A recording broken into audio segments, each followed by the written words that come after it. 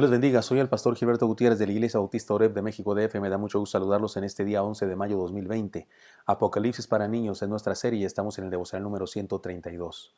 La entrada triunfal hemos llamado a la enseñanza que tenemos ya durante 2 días estudiando, basados en Apocalipsis capítulo 19, versículos 11 al 21, aunque hemos ido leyendo cada pasaje en la enseñanza que corresponde a cada día. Permítame introducirme de la misma manera que lo hemos hecho los anteriores días porque es importante poner sobre la mesa. El Señor nació de una sencilla familia de carpinteros. Su cuna fue un pesebre. Vistió con sencillez, se rodeó de personas humildes, proclamó el evangelio a los pobres, a los quebrantados de corazón, a los marginados. Puso la otra mejilla, a quien le hirió, caminó la segunda milla, dio todo su ser, fue el buen samaritano y el Padre amoroso también. Enseñó con palabras y con la vida entera el verdadero significado del amor y del servicio. ¿Qué otra cosa se podría esperar de él que no sea gracia, misericordia, comprensión? Sin embargo, en el Apocalipsis de Jesucristo, así debería llamarse el libro, porque el Apocalipsis comienza diciendo el Apocalipsis de Jesucristo. Apocalipsis quiere decir revelación o la revelación de Jesucristo. Es decir, es un libro que nos ayuda a conocer a Jesús, se nos revela. En la entrada triunfal, aquella en Jerusalén, en el Domingo de Ramos que celebramos en la Semana Santa, Él se reveló como el Rey de Paz.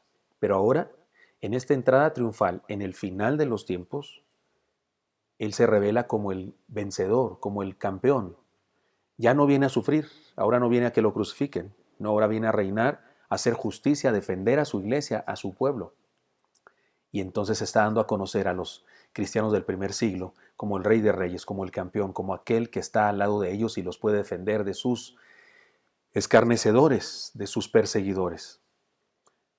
Así es que aceptemos esta revelación del Señor y recibámosle nosotros también en su entrada triunfal. Las enseñanzas anteriores son estas. Recibámosle y experimentémosle como el Rey vencedor que nos defiende. Eso está basado en el versículo 11. Entonces vi el cielo abierto y aquí un caballo blanco y el que lo montaba se llamaba Fiel y Verdadero y con justicia juzga y pelea. No dice borrico, no dice un burrito ahora, dice un caballo blanco de conquista, de vencedor, de victorioso. Segunda enseñanza. Recibámosle y experimentémosle con la vida abierta de par en par, con el corazón abierto de par en par, con las puertas de nuestra alma abiertos de par en par. Versículos 12 y 13 dice, sus ojos eran como llama de fuego y había en su cabeza muchas diademas y tenía un nombre escrito que ninguno conocía sino él mismo. Estaba vestido de una ropa teñida en sangre y su nombre es el Verbo de Dios. La idea es experimentarlo en su cercanía, porque estas metáforas acá, que ya estudiamos, nos hablan de su cercanía y de su capacidad para estarse con nosotros en intimidad y también para comprendernos. He aquí la enseñanza de hoy. Recibámosle y experimentémosle en la santidad y la obediencia. Solo un versículo, el versículo 14, muy breve, pero muy, muy importante en lo que nos enseña. Y los ejércitos celestiales vestidos de lino finísimo, blanco y limpio, le seguían en caballos blancos. Los ejércitos celestiales estaban vestidos del mismo lino finísimo que se menciona en la vestimenta de la iglesia o la esposa del Cordero, en los versículos anteriores de los devocionales que estudiamos antes. Déjenme se los leo. Apocalipsis 19, 7 y 8 dice así. Gocémonos y alegrémonos y démosle gloria porque han llegado las bodas del Cordero y su esposa se ha preparado. Y a ella se le ha concedido que se vista de lino fino, limpio y resplandeciente, porque el lino fino es las acciones justas de los santos. Está clarísimo, ¿no? Me parece claro que los ejércitos celestiales son una referencia al pueblo de Dios. Algunos ven aquí a los ángeles, pero yo creo que no es así. Nosotros podemos ver al pueblo de Dios que viviendo en santidad y obediencia, porque eso representa la vestimenta de la mujer o la esposa, la iglesia, las acciones de los santos, me parece que tiene que ver con un vestido de santidad y obediencia. Es decir, que nosotros podemos ver al pueblo de Dios que vive en santidad y obediencia y pelea con las armas de la luz y obtiene victoria. Los creyentes de aquella época, como nosotros, estamos constantemente en una lucha. Ellos y nosotros estamos constantemente en una lucha, pero podemos vencer sobre el caballo blanco de la santidad y la obediencia. Pablo me parece que nos puede ayudar a explicar esto, porque él entendió muy bien la realidad de la vida cristiana y la plasmó en varias de las cartas que él escribió. Por ejemplo, allá en Romanos 13:12, el apóstol Pablo dijo, la noche está avanzada y se acerca el día. Desechemos pues las obras de las tinieblas y vistámonos las armas de la luz. Esta vestimenta de lino fino, que es arma del cristiano, me parece que tiene que ver con esto, las armas de la luz. Aquí nos hace entender que nuestras armas son armas no del mundo. Se trata de un tipo de armamento distinto y le llama de la luz. Y tiene que ver de Dios, de Cristo, del reino, de las cosas buenas, del lado bueno, del lado luminoso. Luego dice en 2 Corintios 10:4, porque las armas de nuestra milicia no son carnales, sino poderosas en Dios para la destrucción de fortalezas. Ahora nos aclara que no son armas carnales. Esto puede significar que no tiene que ver con cosas humanas y materiales. O también puede significar que no son cosas negativas, ni perversas, ni tramposas que podamos hacer, sino asuntos correctos, santos.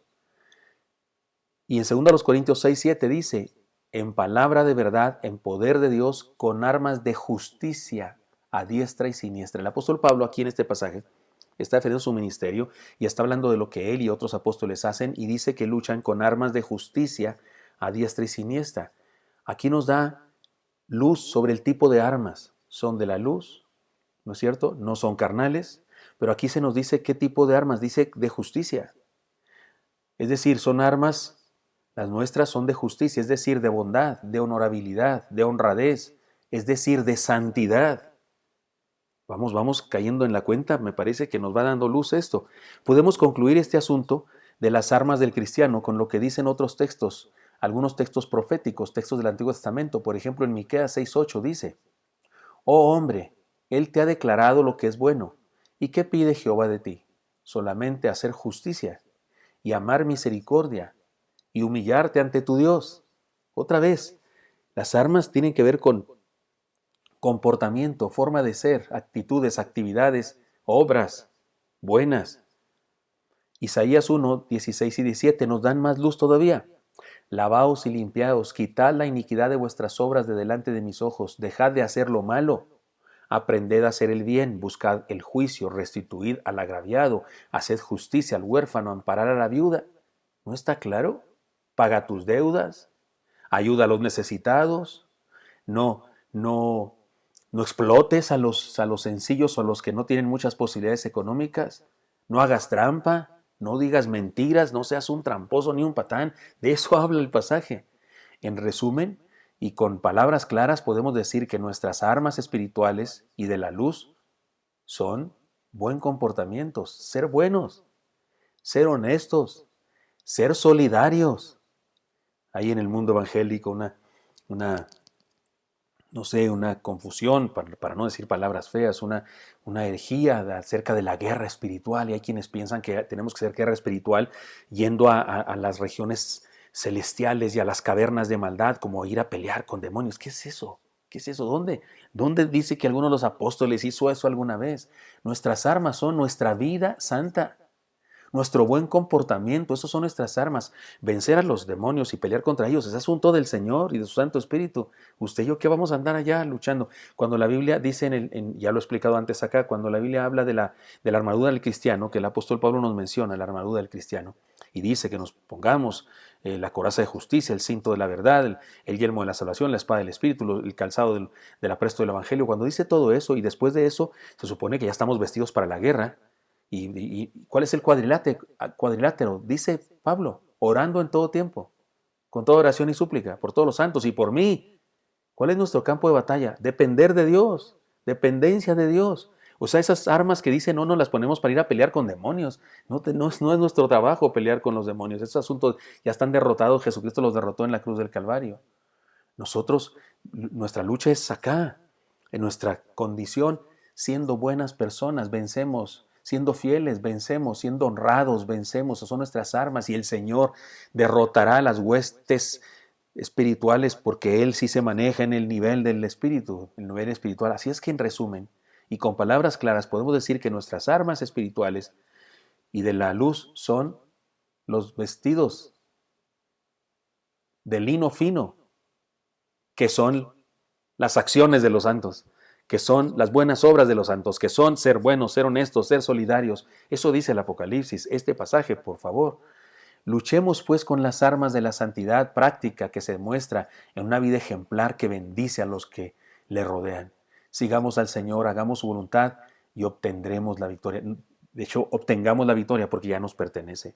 ¿Y cuáles son nuestras armas? ¿Cómo luchamos nosotros dependiendo de Dios y siendo buenas personas?